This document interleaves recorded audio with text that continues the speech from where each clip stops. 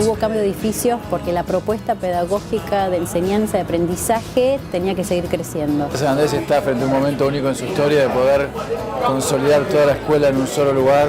Estar todos juntos es muy importante, de estar Olivos y Punta Chica juntos.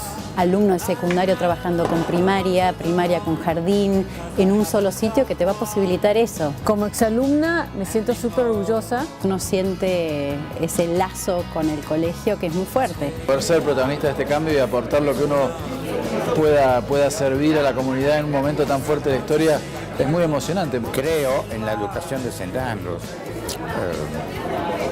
Creo en el espíritu de St. Andrews. Lo que tiene el colegio, digamos, y que evidentemente ha sobrevivido todo ese tiempo, es el espíritu de las personas. San Andrés es por sobre todo su comunidad.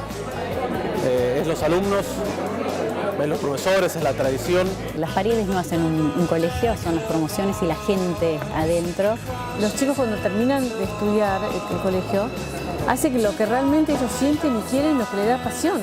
Y el colegio creo que a lo largo de su historia ha tenido este gran mérito de siempre buscar gente que ha sido muy motivadora y muy contagiante de su propia pasión. Me dio un montón, una base buenísima de todo. Básicamente yo la pasaba bien, no quería faltar. Están felices con lo que hacen, ¿entendés? Y le ponen mucha pasión a lo que hacen. Es un momento único en la historia, estamos todos muy entusiasmados, con muchas ganas y con ganas de hacerlo como lo hace esta comunidad, con mucha prudencia, con mucha paciencia y con mucha visión.